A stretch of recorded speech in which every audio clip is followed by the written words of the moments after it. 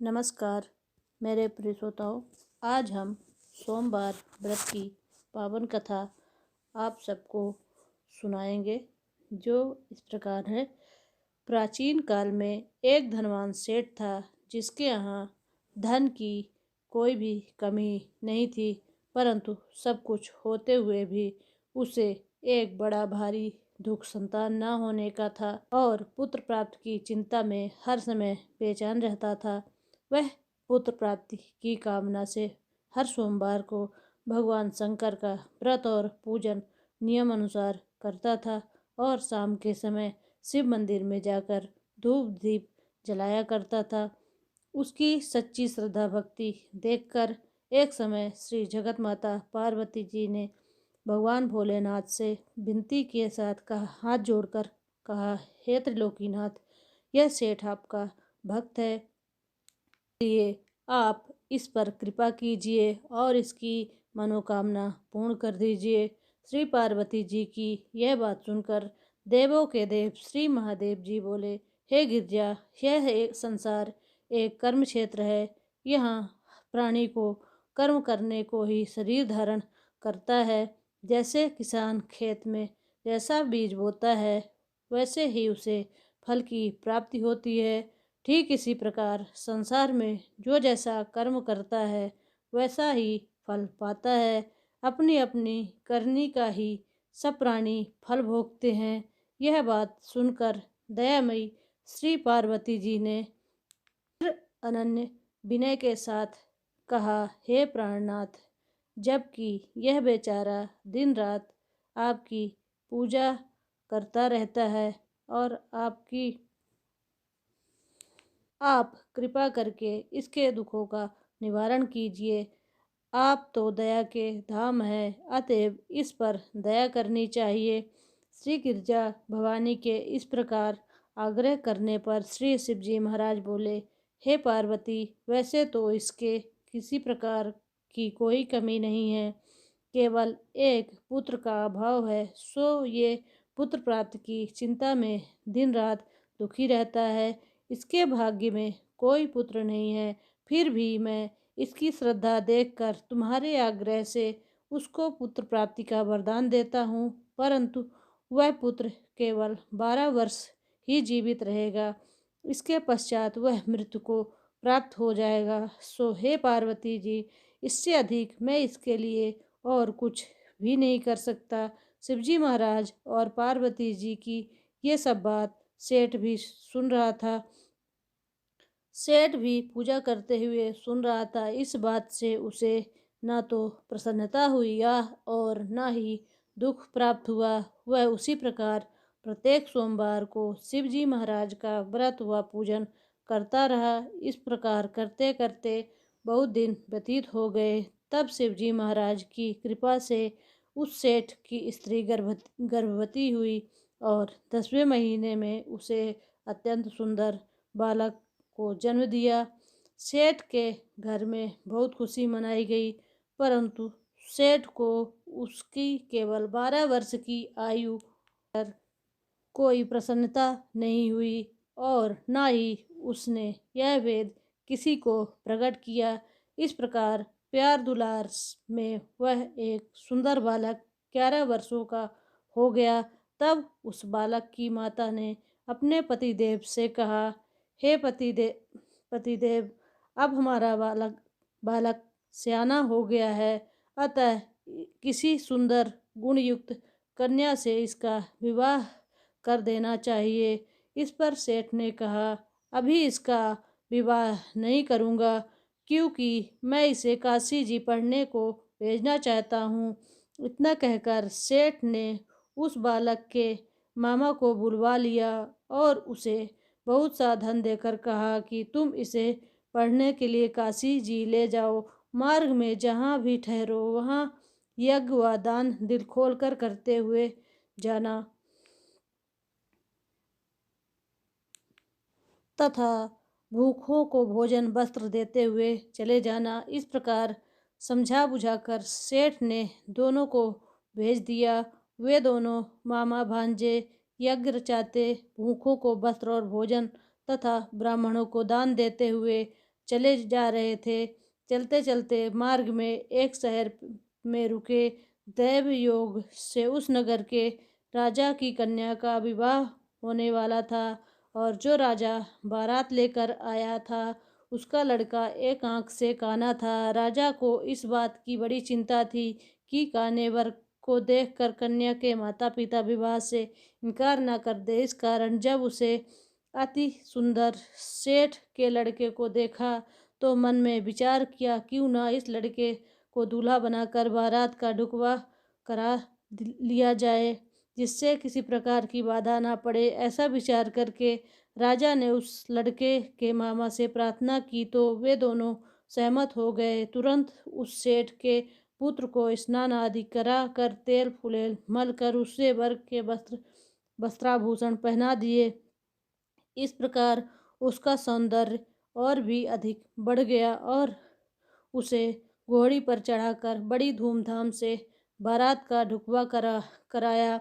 उस सुंदर वर को देखकर स्त्रियां बहुत प्रसन्न हुई और बहुत बड़ी सुंदरता से सब काम हो गया।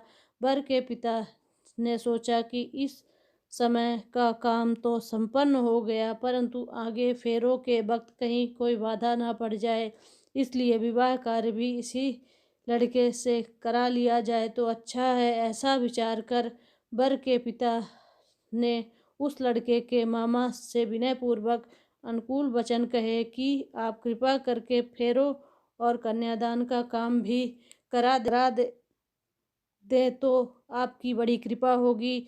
हम इसके बदले जितना भी कहोगे धन दे देंगे। उन दोनों मामा भांजे ने वर के पिता की यह बात भी स्वीकार कर ली। विवाह का समस्त कार्य बड़ी अच्छी तरह से संपन्न हो गया परंतु जब लड़का महल में गया और प्रेमालाप करने के बाद राजकुमारी सो गई तो उसने राजकुमारी की चुनरी में लिख दिया कि तेरा विवाह मेरे साथ हुआ है परंतु जो राजकुमार तुझे ब्याहने आया है वह एक आंख से काना है, इसलिए उसके बाद मुझे दूल्हा बनाकर सब कार्य कराया गया। अब तुझे उसी के साथ भेजा जाएगा और मैं काशी जी पढ़ने को जा रहा हूँ। यह बात लिखकर सेठ का पुत्र तो चला गया। जब राजकुमारी सोते से उठी तो अपनी चुनरी के पल्ले पर यह बात लिखी देखी तो उसने काने राजकुमार के साथ जाने से इनकार कर दिया और कहा कि यह मेरा पति नहीं है।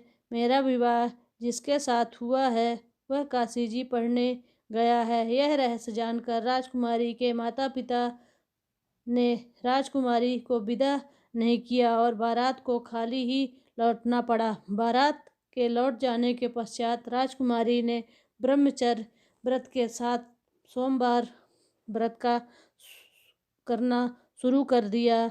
उधर सेठ का लड़का अपने मामा के साथ काशी जी में पहुंचकर विद्या अध्ययन के साथ यज्ञ करता रहा और याचकों तथा ब्राह्मणों को दान देता रहा। इस प्रकार उस लड़के की आयु 12 वर्ष की हो गई। तब एक दिन उन्होंने यज्ञ रचा रखा था कि उस लड़के ने अपने मामा से कहा आज मेरी तबीयत बहुत खराब है। यह सुनकर उसके मामा के भीतर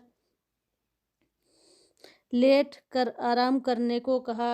मामा की आज्ञा पाकर सेठ का लड़का अंदर जाकर सो गया और सोते सोते ही उसके प्राण निकल गए। थोड़ी देर बाद जब उसके मामा ने देखा तो उसे मरा हुआ पाया। यह देखकर उसे बहुत दुख हुआ। फिर उसने सोचा यदि इस समय रोना पीटना किया तो यज्ञ अधूरा रह जाएगा। अतः उसने धैर्य धारण कर यज्ञ को संपूर्ण कराया और ब्राह्मणों को भोजन वस्त्र व दान देकर विदा कर दिया। यज्ञ में सब देवताओं सहित वहां शिव पार्वती जी भी आए हुए थे। माता पार्वती जी ने तमाम हाल जानकर सुंदर गुणयुक्त सेठ के पुत्र को मरा हुआ देखकर शिव जी से कहा, हे प्रभु, यह तो उसी सेठ का पुत्र है जो आपके वरदान से हुआ था। पार्वती जी की यह बात सुनकर शिव जी ने कहा, हे पार्वती, इसकी आयु इतनी ही थी, सो भोग चुका है। तब पार्वती जी बोली, हे प्रभु जी, यह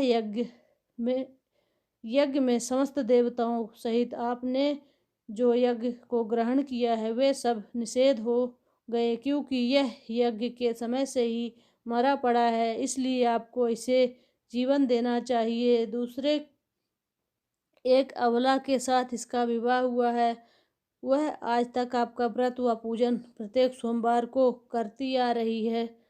उसकी आत्मा की पुकार को भी आप स्वयं जानते हैं, क्योंकि आप समदर्शी हैं। तीसरे, इस लड़के का पिता प्रत्येक सोमवार को आपका व्रत और पूजन कर रहा है। क्या वह आपका परम भक्त इसका मरना सुनकर दुख नहीं पाएगा? सो हे प्रभु, आप कृपा करके इसे जीवन दान दीजिए। इस प्रकार पार्वती जी के बार बार आग्रह करने पर शिव जी ने उसको जीवन दान दे दिया। तब शिव जी की कृपा से वह सेठ का लड़का पुनः जीवित हो गया और जीवन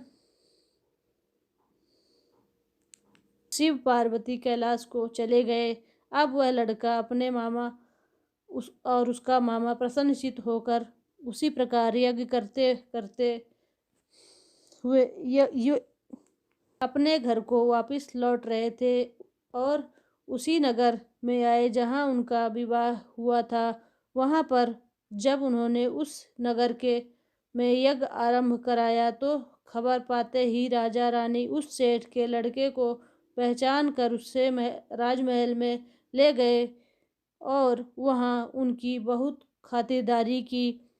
इसके बाद बहुत सारा धन दे दास दासियों सहित अपनी लड़की और जमाता को विदा किया।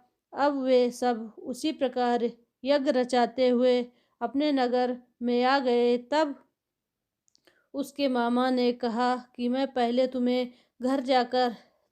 घर जाकर खबर कर दूं। इतना कहकर मामा चल दिया। उस समय उसके माता पिता अपने ऊंचे मकान की छत पर इस विचार से बैठे हुए थे कि यदि हमारा पुत्र सकुशल वापस आया तो हम भी छत पर से उतर आएंगे, अन्यथा वहीं से नीचे गिरकर अपने प्राणों का अंत कर देंगे। उसी समय लड़के के मामा ने आकर यह समाचार दिया कि आपका पुत्र सकुशल आ गया है, परंतु उसको विश्वास नहीं आ रहा था। तब लड़के के मामा ने शपथ पूर्वक तमाम बीता हुआ हाल सुनाया और कहा कि आपका पुत्र राजा की लड़की से विवाह करके अनेक दास दासियों सहित राजकुमारी को लेकर आया है।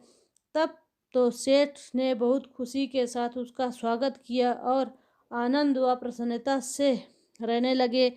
इस प्रकार जो कोई सोमवार के व्रत को धारण करेगा अथवा इस पुण्य प्रदान करने वाली कथा को पढ़ेगा या सुनेगा, उसके सब दुख दारिद्र नष्ट हो जाएंगे और उसकी सब कामनाएं पूर्ण होंगी। इसमें तनिक भी संदेह नहीं है। बोलो शंकर भगवान की जय। इस प्रकार सोमवार व्रत की कथा समाप्त हुई। व्रत